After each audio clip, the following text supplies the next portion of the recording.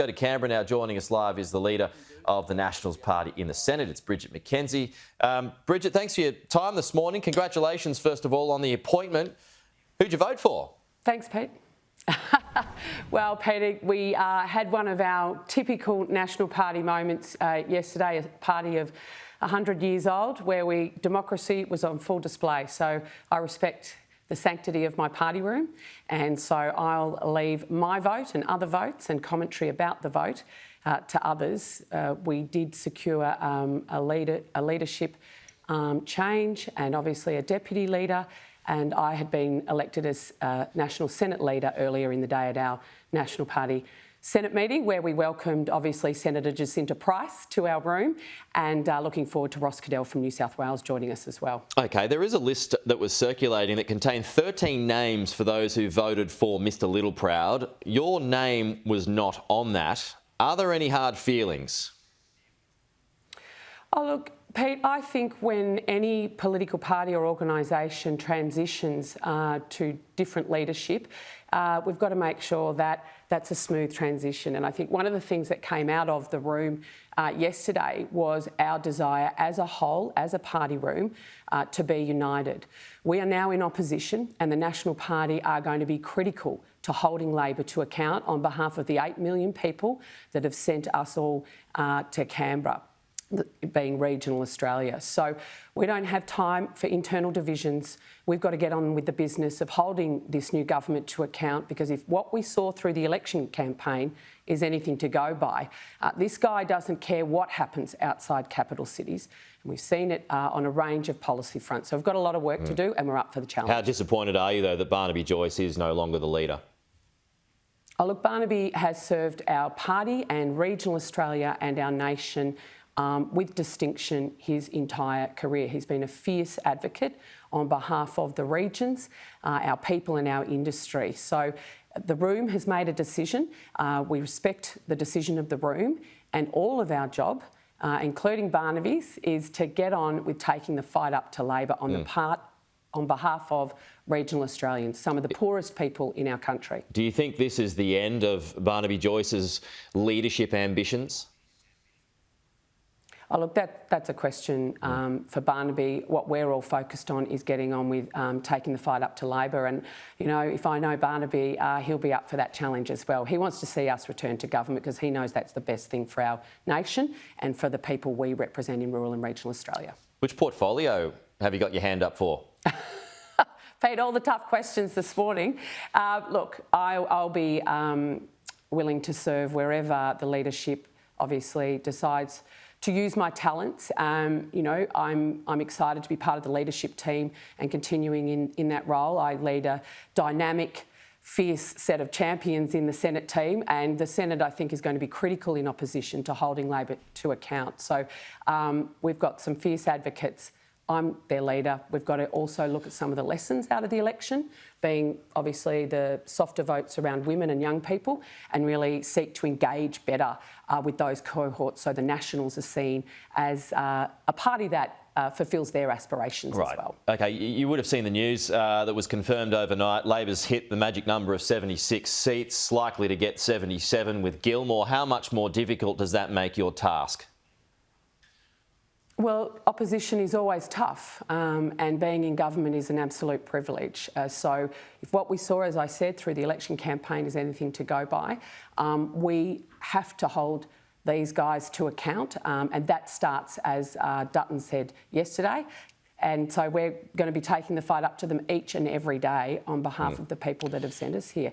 You know, people are worried that that's going to lead to divisive parliament, etc., etc. Well, we're here to get the best outcome, and we don't believe a Labor government is the best outcome for this nation, and our job's to hold them their feet to the fire every day. Are you committed to net zero by 2050?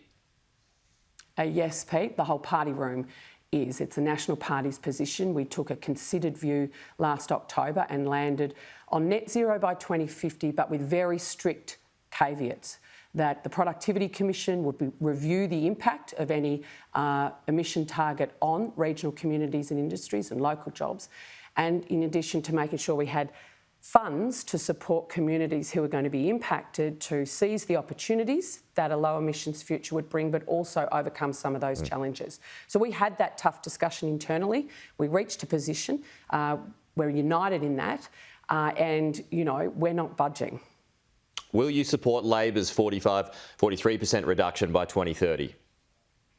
I can't see any sort of scenario where we would do that. I mean, I looked at a Victorian government parliamentary report recently, which says if moving to renewables without technologies like small nuclear reactors and hydrogen, etc., if we only use solar and wind, we're going to be putting 70% of Victorian agricultural land under wind farm and solar farm, which is going to obviously lead to food supply issues. So we're very happy with net zero by 2050 with a technology-based approach, and we're not prepared to put our communities through more pain, which Labor's plan would see us do. So do you see a need, given what's happened at the election with this drift to the independents, with this drift to the Greens as well, do you see any need to adjust your short-term targets by 2030? Well, Pete, we're the National Party. We're sent to Canberra on behalf of the regions.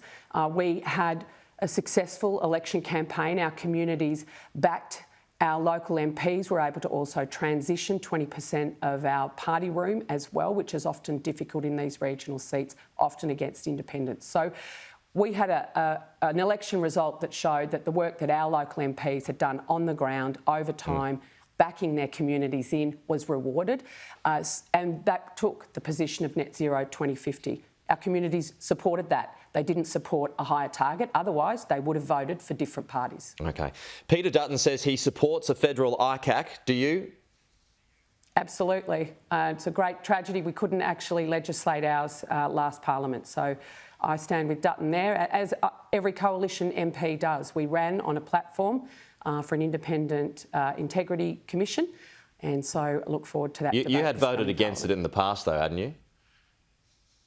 Well, we had our plan, our developed legislation that was completely consulted, 300 pages of independent integrity commission ready to go. We wanted to put that to the parliament and see it passed. So let's see what the Labor Party puts up. But absolutely, our side of politics supports an integrity commission. OK, so but that's an acknowledgement that there does need to be something tougher when it comes to a federal ICAC, because it was widely seen that your proposal wasn't. Well, Pete, I can only commit to our election policy, and that was to legislate an integrity commission.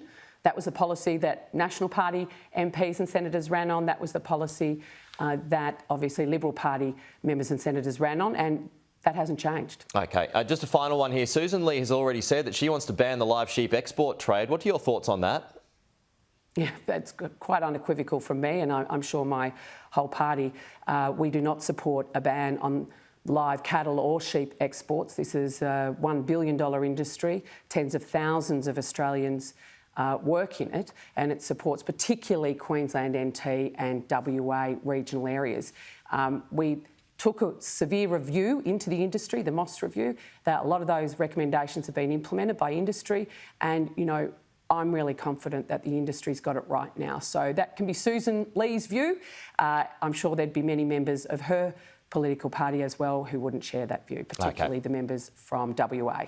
All right. Bridget McKenzie, thanks for your time. As always, we'll talk to you soon.